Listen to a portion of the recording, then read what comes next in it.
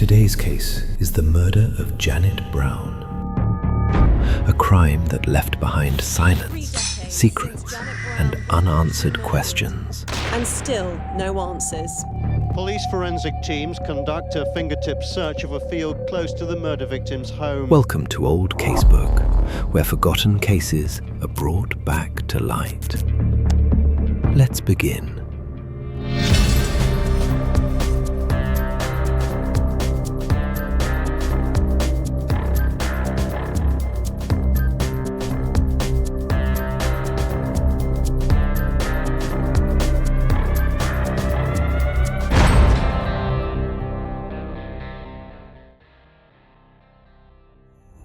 Janet Brown grew up in Southampton, England, as an only child and later built a successful professional career in healthcare, working as a research nurse within Oxford University's Public Health and Primary Care Department. Her husband, Graham Brown, was employed abroad as a senior executive for a pharmaceutical company based in Switzerland. Together, they raised 3 children and established their family home in a secluded farmhouse in Radnage, Buckinghamshire. The property sat on approximately 11 acres of land and, by the mid-1990s, was valued at £345,000, reflecting both its size and rural isolation.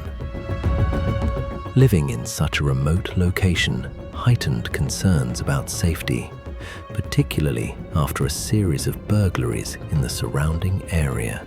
In response, Janet took an active role in protecting the community by setting up the local neighborhood watch scheme. She was widely regarded as vigilant and proactive when it came to security, ensuring additional precautions were in place at the farmhouse, including the installation of a panic alarm. On the night of April 10, 1995, 51-year-old Janet was the sole occupant of the family home. Her husband, Graham, was abroad in Switzerland for work. Her 2 eldest children, Zara and Benedict, were away at university, and her youngest daughter, Roxanne, was spending the night with a friend. The following morning, at 8:11 a.m. on April 11th, Janet's body was discovered at the foot of the staircase. The grim discovery was made by a local builder, Nick Marshall, and his teenage son, who had arrived at the property to carry out renovation work on the garage. Sometime after 8:20 p.m. on April 10th, 1 or more offenders gained access to the farmhouse. Janet was restrained with handcuffs, silenced with a gag, and subjected to a sustained and ferocious assault. She was repeatedly struck on the head with a heavy object, believed to have been a crowbar or similar blunt weapon, resulting in fatal injuries. Investigators later described the violence of the attack as exceptionally savage. During the ordeal, Janet is believed to have managed to activate the panic alarm located in her bedroom. Despite the alarm sounding, the perpetrator or perpetrators did not flee immediately. Instead, they appear to have remained inside the property for a significant period, moving freely through the house and even washing blood from their hands, suggesting a chilling level of composure after the killing. Investigators found no indication that Janet Brown had been sexually assaulted, and from the outset, police made it clear that they were not committing to a single explanation for the crime. The question of motive remained unresolved, with detectives deliberately keeping all possibilities under consideration. It is believed that Janet was murdered between 8:15 p.m. and 10:15 p.m. on the night of April 10th. One of the most widely discussed explanations was that the killing occurred during a burglary that spiraled out of control. Evidence suggested the intruder attempted a careful entry by using glass-cutting tools on the first pane of a double-glazed patio door before smashing through the second. Inside the home, a television and video recorder had been disconnected, creating the appearance of a theft in progress. However, nothing was actually taken from the property, casting doubt on burglary as the true motive. Detectives also pointed out that most residential burglaries occur during daylight hours, when homes are more likely to be empty. In this case, there were clear signs that someone was present, including 2 vehicles parked outside, circumstances that would typically deter opportunistic thieves. The senior officer leading the inquiry, Detective Superintendent Martin Short, publicly expressed skepticism about the burglary theory, stating that if theft had been the motive, it was carried out in an unusually inept and illogical manner. Police also explored whether the crime could have been linked to a personal relationship, but extensive inquiries uncovered no evidence of an extramarital affair. Investigators ultimately concluded that such a scenario was highly improbable. Other, more complex theories were also examined, including the possibility of industrial espionage connected to the family's professional background, an attempted kidnapping that went wrong, or a deliberate contract killing. Each of these lines of inquiry was eventually ruled out due to a lack of supporting evidence. Given the farmhouse's secluded rural setting, detectives came to believe that the person responsible was likely someone local, or at least someone with strong familiarity with the area and the property itself. Detective Superintendent Martin Short stated, "There is no theory to explain what happened that night," which makes perfect sense. There are aspects of every theory which are contradicted by the facts, and policemen deal in facts. Investigators noted that the intruder appeared to show a fair amount of planning. He carried an iron bar, or truncheon, 2 types of tape, handcuffs, a glass cutter, and likely a torch. Detective Short said he had a gut feeling that it was not burglary, explaining that the intruder did not behave like a normal burglar.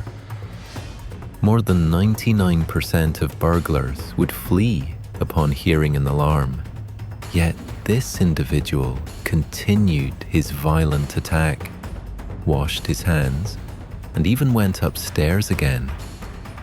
The motive remained unknown, and police acknowledged that in most murder cases, identifying the motive is key to solving the crime. There were no indications that Mrs. Brown had a boyfriend, and everything pointed to the fact that she was a respectable woman devoted to her family. Her husband was confirmed to be in Switzerland at the time of her death and had nothing to gain from it. Despite extensive investigation, no clear suspect emerged. In April 1997, 2 years after Janet Brown's killing, police began examining a possible connection to another violent death that occurred roughly 10 miles away in Woburn Green. The victim, 50-year-old jewelry dealer Caroline Jackson, was found bound and fatally assaulted in the kitchen of her cottage on April 11th. Jackson lived alone and ran an antiques business from her home. She had previously contacted police multiple times to report being followed and harassed, raising concerns that she may have been deliberately targeted. Caroline Jackson died from a combination of asphyxiation and severe head injuries. Investigators believed she was attacked during a robbery in which the offender attempted to force her to open a safe thought to contain valuable jewelry. Police suggested the killer may have waited for her return from an overseas trip and followed her into the house as she unloaded her car. Despite her security-conscious nature and the presence of an alarm system, the intruder restrained her using items from inside the home, ransacked the property, and stole jewelry, including a distinctive Rolex watch and other valuables.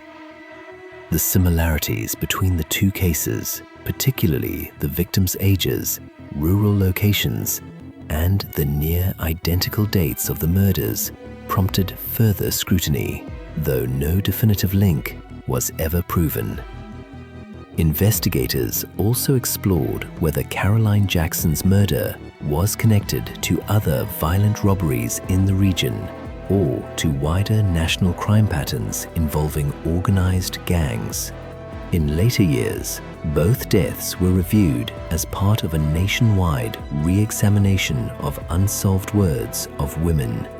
A 1999 inquest ultimately concluded that Caroline Jackson was most likely killed by an opportunistic thief who followed her home, leaving the question of any direct connection between the two cases unresolved.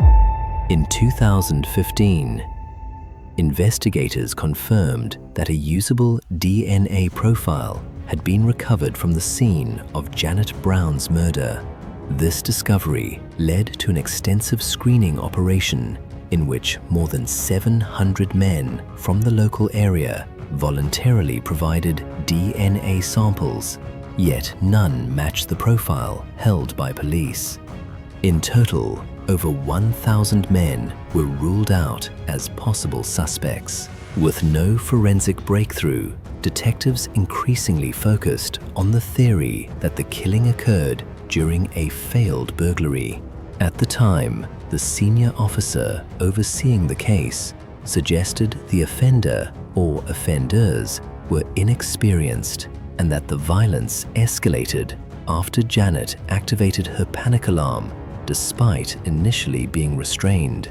Investigators believed panic and loss of control rather than premeditation may have driven the fatal assault. 5 years later, in 2020, Thames Valley Police, working alongside Crime Stoppers, renewed public appeals by offering a £20,000 reward for information leading to an arrest, highlighting their continued determination to resolve the case. On the 30th anniversary of Janet's murder, her family and police made Ancient of Context to the public. Senior detectives Peter Byrne stated, "We're optimistic, and our hope is between the next time we confront on someone's door, their DNA matches. That's why we're making this appeal today with the help of the public. Ideally, what we'd like is the local being of anybody they have suspicions of who they think could be responsible for such." Daughter, Zara Harden, described her mother's murder as baffling, saying, "Somebody must know something because would have been a lot of blood. She was handcuffed and literally bludgeoned to death. The parents didn't come soft at the time. It's not too late. Ultimately, her killer or killers have so chaos with off. We want not to see what's so still of working down of the loose. We's happening after what of Janet Who from case for you using the suspicions." Subscribe to Old Casebook and press the blood icon. Until next time.